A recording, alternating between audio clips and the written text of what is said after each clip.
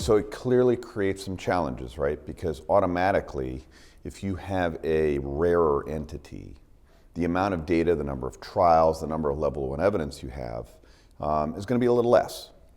So, so there's a little more reliance on systematic reviews of existent literature. You have to expand a little bit because you're not going to have as many level 1, prospective randomized trials in that space. So there's definitely a little bit more thought that has to go into what you're going to include as part of your systematic reviews, as part of your evidence gathering. And you're going to get a little bit more of expert opinion and clinical practice type of statements that you might get otherwise in a guideline that perhaps has a lot more prospective randomized trials that it could incorporate in.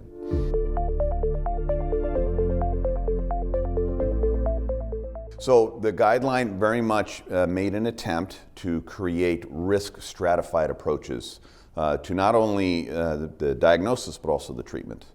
And so we all know as urologists that there are limitations to some of the tools we have to accurately and appropriately stage these patients. Unlike, say, for example, bladder cancer, where you can resect the entire tumor fairly readily, much more difficult to do that in upper tract disease. And our imaging is known to be somewhat limited. So we tried to risk stratify our approaches to the diagnosis. And then based on the risk of having occult T2 disease or frank T2 disease, we then tried to substratify out how we approach the treatment algorithms.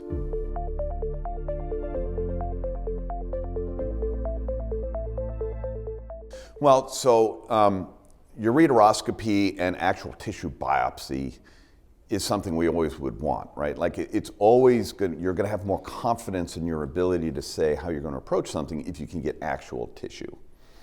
And the tool that we tend to use for that is ureteroscopy. So that is sort of a bread and butter tool that we use all the time. There's always a concern and a thought process around, well, does that change your risk in other locations? Is the fact that you're doing these, typically they're done with a little bit of pressure, could that in fact be influencing your risk of recurrence, which I believe is what you're asking. The data there is a little bit mixed. I'd say most of us just try and minimize the amount of trauma that we induce in the process of doing ureteroscopy. So for example, if you can't get access, maybe you put up a stent and sort of let things self-dilate, or maybe use other maneuvers to try and reduce the trauma that you're inducing in the process of doing the procedure. I would say the definitive data around whether or not you should metachronously treat, say, coexistent bladder cancer and upper tract disease is not really there, and so that's actually a fruitful space for us to investigate further going forward.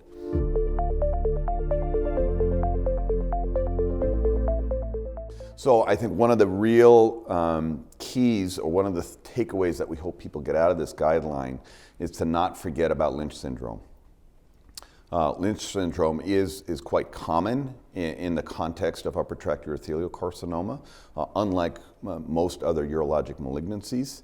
And I continue to feel that that's a little bit underappreciated in the wider community. So that was definitely a focus of the guidelines, to get people to think about the fact that if you have upper tract urothelial carcinoma in a patient, you have got to think about the possibility of Lynch syndrome. So that definitely was a focus of the guideline. There's a whole statement or two right around just that.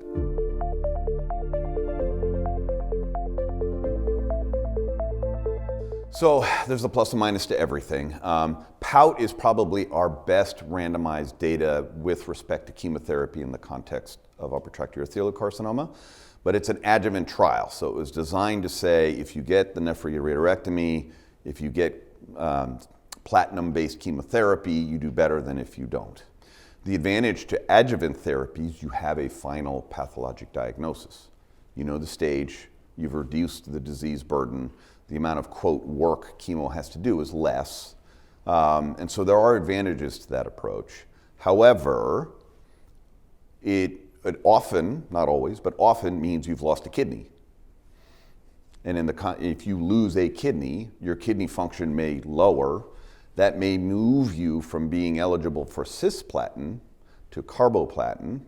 And whether that actually makes a difference, I don't know we know completely, but in bladder cancer we feel it does. So the presumption is that that's true in upper tract urothelial carcinoma.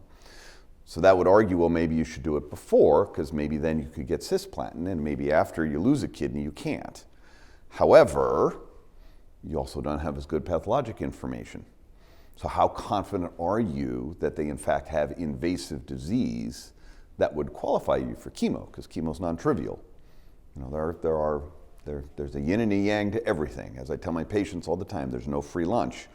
So if you give platinum-based chemotherapy, you could induce ototoxicity, you could get neuropathy, you could, you know, have a bunch of different things occur that you wouldn't want to do unnecessarily if they didn't actually have invasive disease. So there's an argument there to say, well, maybe you ought to wait that you know they need it rather than just doing it in everybody.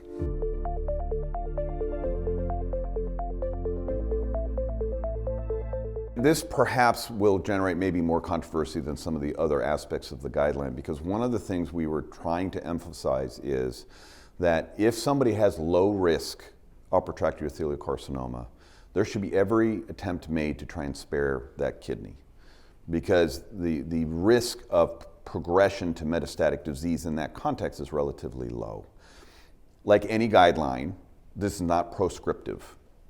It's not, you know, it's not robotic. Like, you don't walk in and say, oh, it goes low risk, therefore thou shalt automatically do X.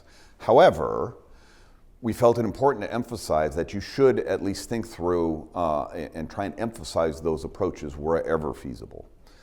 We intentionally were a little vague about exactly how to do that, because there's a variety of ways you could approach ablative therapies in the context of low risk upper tract urothelial carcinoma.